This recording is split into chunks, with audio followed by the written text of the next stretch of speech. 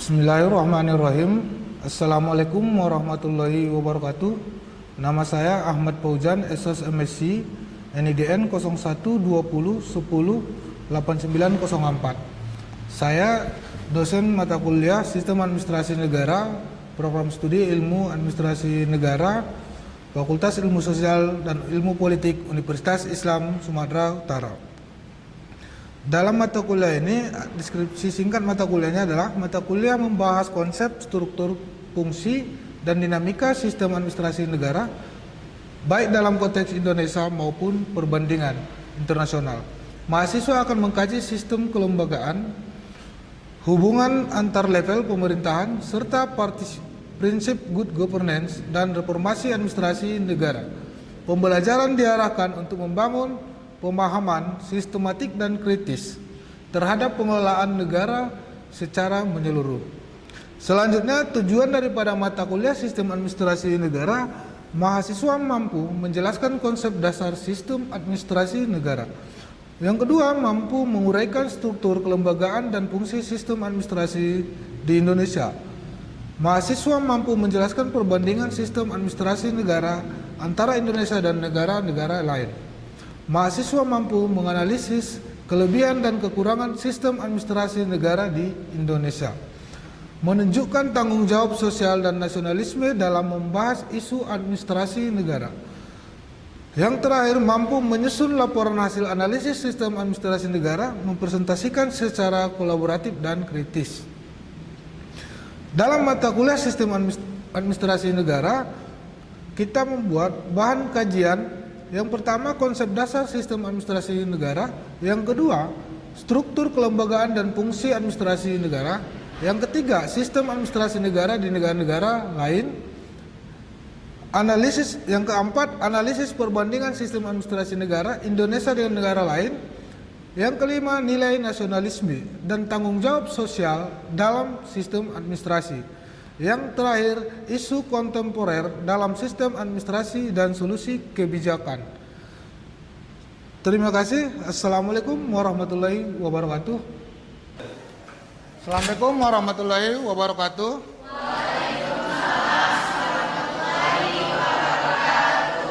Gimana kabar adik mahasiswa pagi ini?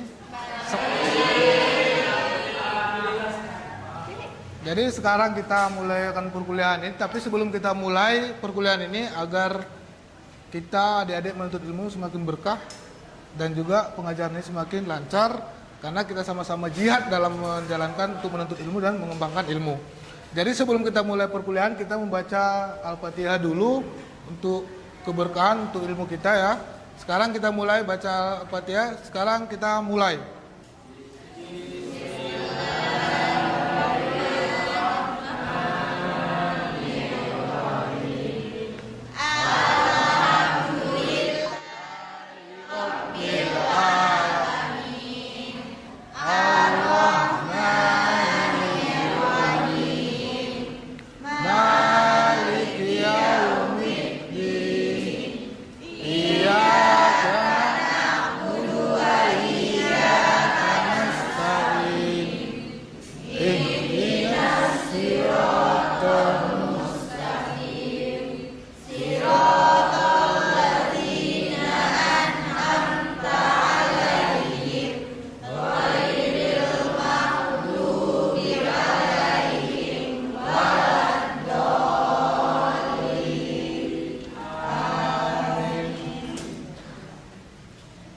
Sekarang kita mulai adik-adik ya. Pertemuan kita hari ini adalah tentang peran sistem administrasi negara di Indonesia dan bagaimana nanti kita akan mempelajari tentang implementasi di tingkat nasional dan lokal. Nanti kita akan membahas secara definisi dan yang lain. Jadi kalau kita melihat sistem administrasi di Indonesia itu sangat mempengaruhi tentang bagaimana pelayanan dan juga perkembangan suatu negara. Dan sekarang kita masuk kepada poin, misalnya kita harus sebelum berbicara itu kita harus paham dulu apa itu definisi daripada dan tujuan sistem administrasi negara. Jadi kalau kita melihat sistem administrasi negara itu mempunyai tujuan. Misalnya tujuannya mewujudkan pemerintahan yang bersih, pemerintahan yang harus efektif dan melayani masyarakat. Jadi sistem administrasi negara itu hanya tujuannya untuk melayani. Bagaimana pelayanan itu bagus terhadap masyarakat luas.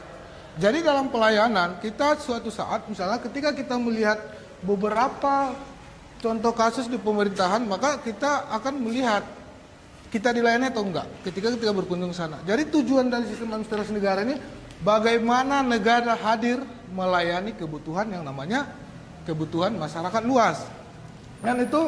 Dan juga pemerintahnya harus bersih. Jadi semua kita hari ini, adik-adik mahasiswa dan juga masyarakat pada umumnya berbicara dan menginginkan bahwasanya bagaimana sebenarnya pemerintahan ini bersih agar mereka terlayani dengan bagus.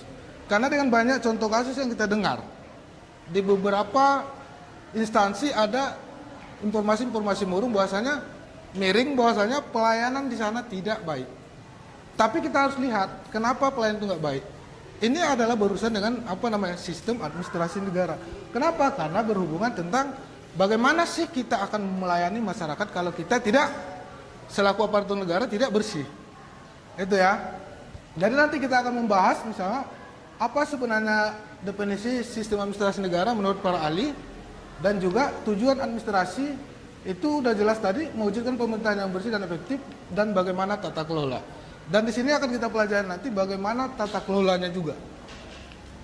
Jadi kalau kita baca dari beberapa ahli ini, tujuan administrasi negara itu adalah keseluruhan jaringan kerja dari berbagai fungsi.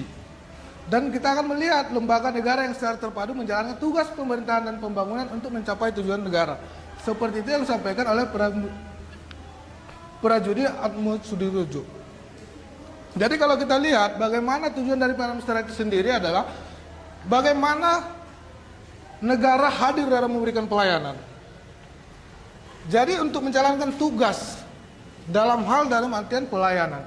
Dan juga kalau kita lihat Sondag IP Siagian menyampaikan keseluruhan proses penyelenggaraan pemerintah yang dilakukan oleh aparatur negara dalam rangka mencapai tujuan nasional melalui kegiatan perencanaan, pengorganisasian, pelaksanaan, pengawasan, dan evaluasi.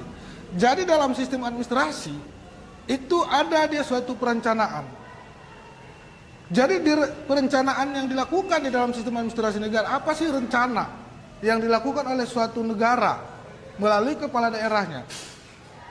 Untuk apa? Untuk mensahuti atau menyelesaikan persoalan masyarakat yang ada di dalam tataran masyarakat. Setelah mereka punya rencana, maka apa yang muncul? Ketika rencana tadi dijadikan suatu keputusan, maka muncul jadi pengorganisasian. Pengorganisasian itu apa? Maka semua aparat yang terlibat, lembaga yang terlibat dalam keputusan yang sudah diambil oleh negara dan ikut serta mensukseskannya secara koordinasi antara lembaga suatu ke lembaga yang lain yang terkait. Setelah itu apa yang dilakukan? Maka dilakukanlah pelaksanaan. Jadi program itu akan kita implementasikan. Bagaimana kita mampu mengimplementasikan namanya program negara yang harus dilakukan oleh yang ada dalam pada birokrasinya. Jadi maka saya sering bilang, suatu kebijakan itu berhasil ketika birokrasinya profesional. Sebagus apapun kebijakan, kalau birokrasinya nggak bagus, maka program itu akan punya peluang gagal. Kenapa? Karena yang menjalankan itu adalah birokrasi secara struktur organisasi. Mereka lah yang akan menyelesaikan persoalan dan berkoordinasi dengan lembaga-lembaga terkait dan juga berhadapan langsung terhadap masyarakat. Makanya sebenarnya banyak semua program pemerintah, tidak ada satu pemerintah pun yang akan menyesatkan oleh rakyatnya dan negaranya. Tetapi kenapa program yang bagus itu tadi tidak menjadi suatu yang berhasil?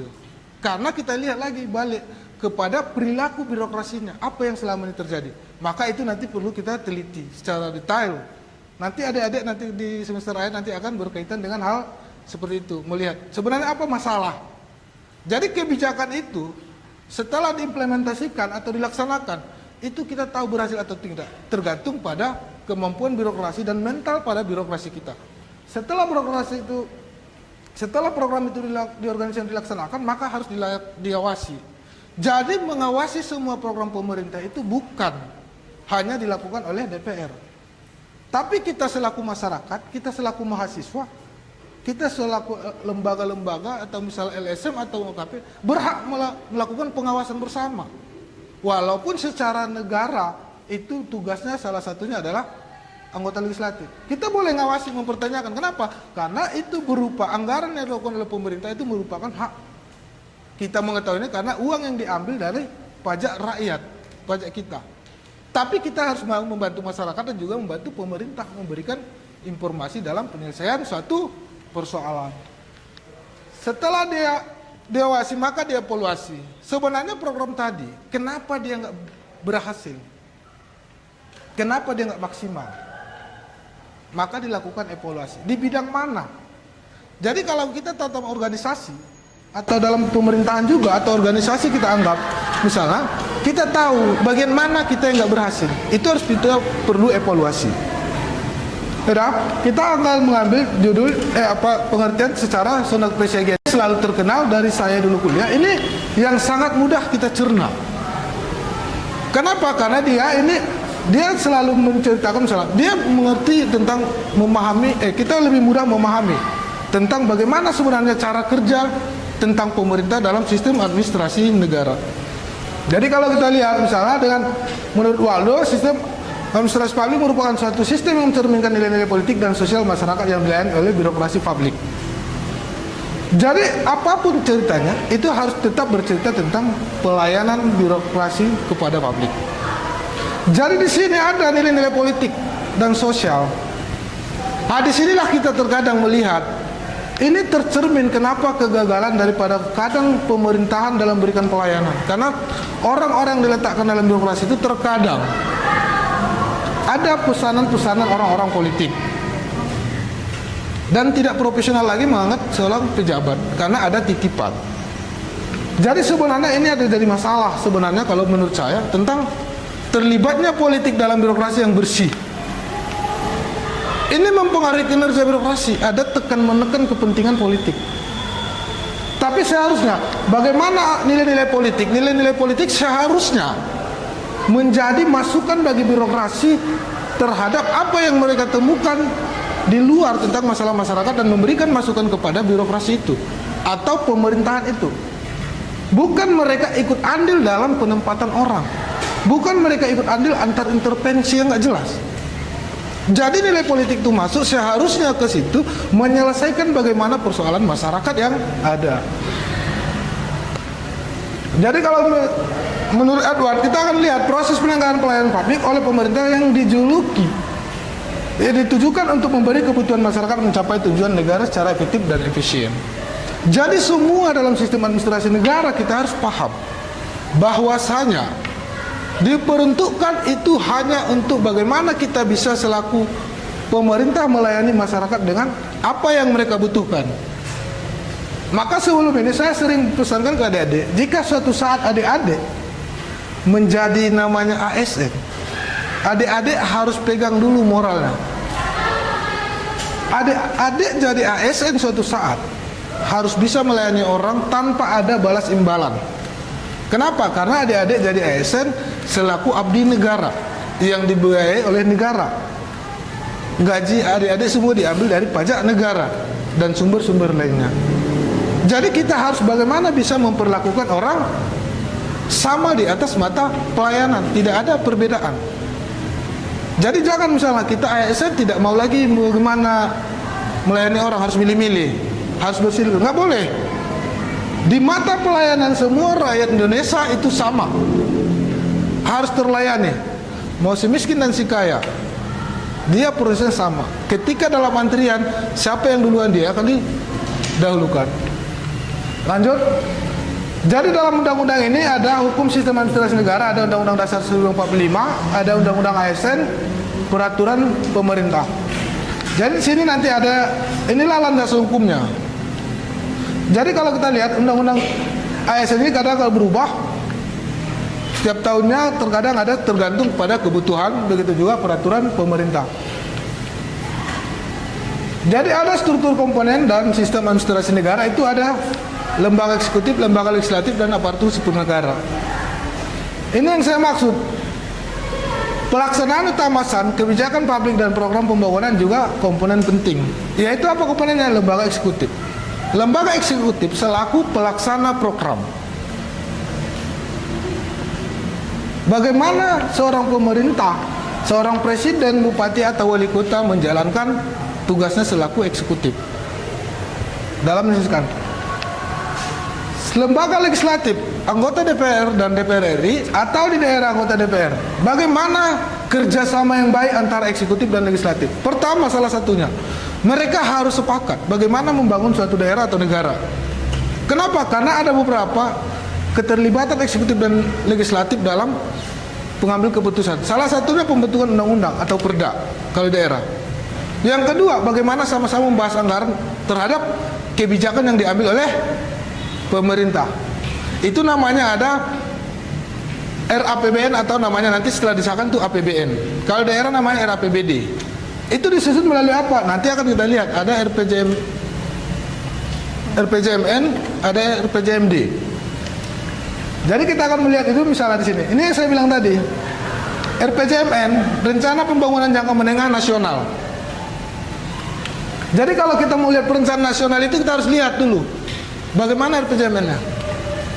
Kalau di daerah atau namanya RPJMD, baik di provinsi dan kabupaten kota. Jadi itu sebagai acuan bagaimana perencanaan akan berjalan atau enggak. Di situ akan dilihat apa yang dilakukan atau enggak. Kira-kira berapa anggaran yang dikeluarkan, nanti akan disahkan. Melalui apa? Melalui keuangan negara, APBN dikelola secara transparan. Jadi nanti dari APBN ini diambillah uang untuk menyelesaikan perencanaan yang ada secara nasional. Makanya ada anggaran APBN. Kalau daerah namanya RAPBD atau APBD yang setelah disahkan. Jadi kalau adik-adik nanti melihat itu, ada orang dari daerah misalnya tiap sekian bulan itu melakukan RPJMD. Itu sebenarnya salah satu cara menangkap aspirasi apa yang kebutuhan masyarakat di daerah itu tersendiri. Dari itu masukkan mereka program dan disaring untuk menjadi RPJMD. Dan itu akan disahkan bersama oleh DPR dengan kebutuhan anggaran berapa. Makanya ada banggar dalam DPR untuk menyelesaikan suatu persoalan di dalam suatu perencanaan tadi. Jadi gini, kalau kita lihat banyak contoh kasus di daerah misalnya atau di suatu negara, kita heran ketika ada program strategis nasional atau program daerah, tiba-tiba seorang anggota DPR-nya bilang, kami nggak tahu, dia mengkritisi habis tentang program. Kan akhirnya kita tanda tanya yang mengesahkan anggaran mereka.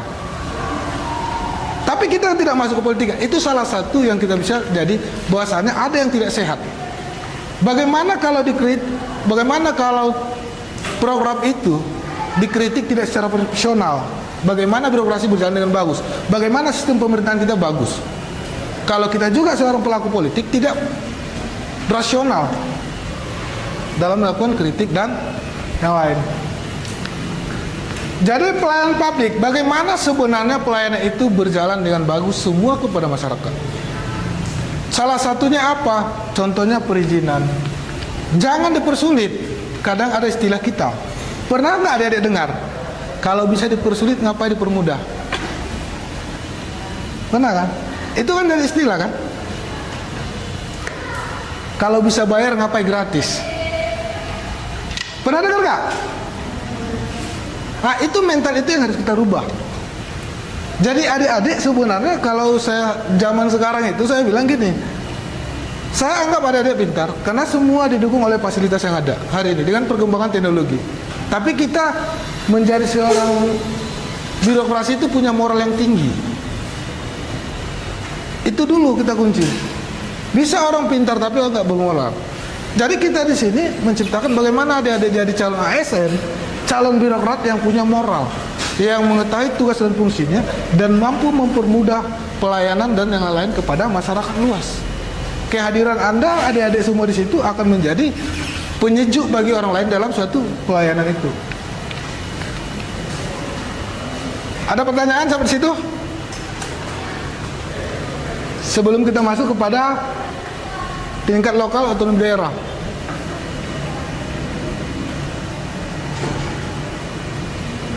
Ada?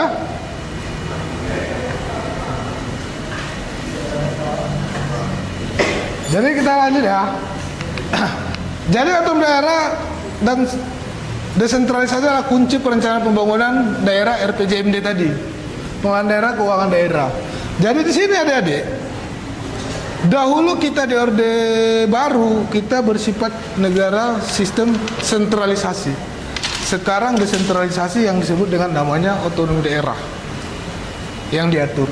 Jadi sebenarnya dalam otonomi daerah diberikan kewenangan penuh terhadap daerah untuk mengelola daerahnya tanpa melangkahi aturan-aturan nasional. Jadi daerah itu sebenarnya bisa.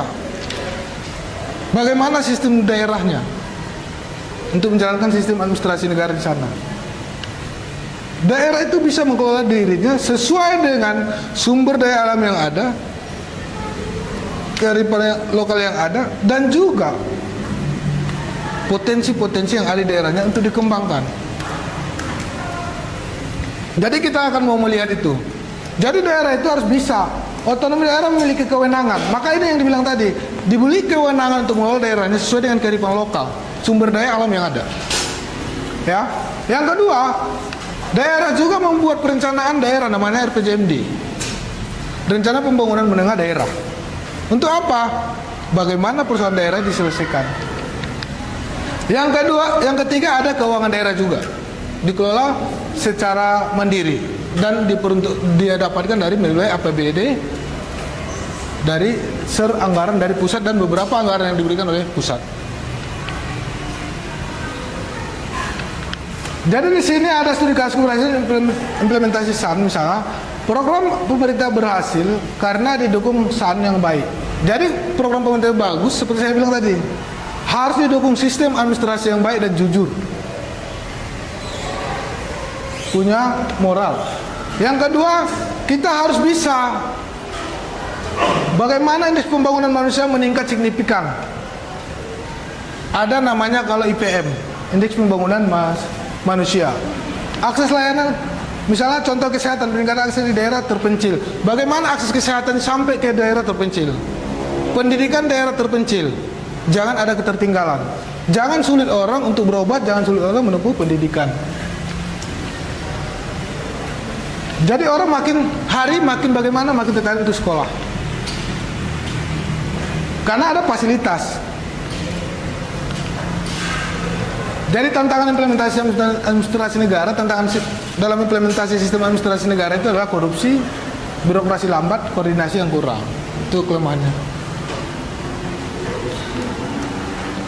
Jadi apa yang dilakukan untuk efektivitas sistem administrasi negara? Jadikan reformasi birokrasi. Perbaiki sistem, lakukan pelatihan SDM, buat pelayanan sesuai perkembangan zaman yang sekarang melalui aplikasi dan video atau aplikasi-aplikasi yang bersifat pelayanan sistem informasi daerah atau sistem informasi negara yang bisa diakses transparan. Jadi dalam kesimpulan ini berperan penting dalam pembangunan Indonesia. Efektivitas perlu ditingkatkan, partisipasi masyarakat dan pengawasan sangat penting. Jadi kita harus bisa meningkatkan efektivitas, partisipasi masyarakat, inovasi. Kenapa? Karena keberhasilan sistem administrasi negara itu dilihat dari mana? Ketika masyarakat menyukai pelayanan masyarakat, pemerintah melalui apa? Partisipasi. Jadi kalau pelayanan itu bagus, maka partisipasi meningkat. Oke? Ada pertanyaan?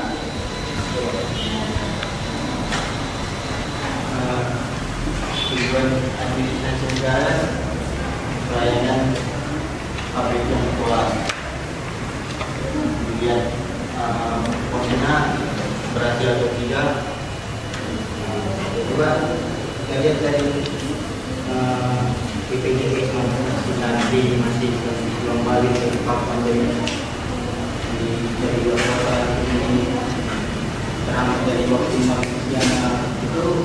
Pertanyaannya adalah bagaimana tantangan di administrasi negara di era sekarang Pak Menteri? Ya itu tadi. Supaya mempermudah antrian itu. Oh ya, oke. Jadi kalau kita lihat tadi di sini, nih.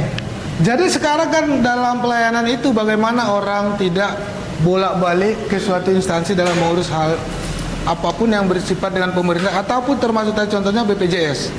Jadi sekarang pemerintah harus meningkatkan bagaimana masyarakat bisa mengakses melalui aplikasi. Datang mereka ke sana hanya tinggal tidak melalui antri lagi, hanya tinggal mengambil berkas, ataupun langsung ketika mereka dari rumah mereka udah bisa ngambil nomor antrian, jam berapa mereka harus ke lokasi, dan berkas kira-kira berapa lama mereka di sana. Jadi nggak perlu sumo. Itulah perkembangan teknologi sekarang, perkembangan aplikasi. Jadi kalau kita berbicara misalnya, maka hari ini ada beberapa contoh di daerah misalnya. Dari contoh tadi Sweden hari ini masih banyak ditemukan misalnya tentang bagaimana pelayanan sulit, mengeluarkan biaya besar, jauh akses. Kenapa? Mengeluarkan dengan fasilitas yang nggak cukup memadai untuk ruang tunggu misalnya. Dan hari ini banyak pemerintah mulai menyediakan sistem aplikasi online. Salah satunya gini, kita berobat ke rumah sakit. Salah satu contoh misalnya di Deli Serdang, rumah sakit umumnya, mereka itu berobat. Kita bisa buka dari rumah aplikasinya sampai ke sana, udah keluar nomor antrian dan jam berapa kita harus sampai sana.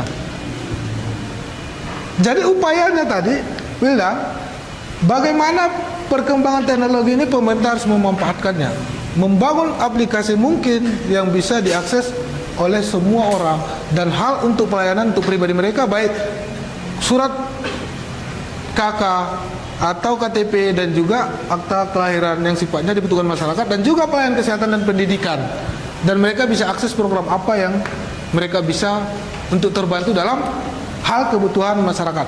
Ada lagi? Jadi untuk hari ini sampai di sini pertemuan kita hari ini. Saya ucapkan terima kasih untuk adik-adik semua, tetap semangat belajar. Sampai jumpa kita di pertemuan selanjutnya. Assalamualaikum warahmatullahi wabarakatuh. Waalaikumsalam.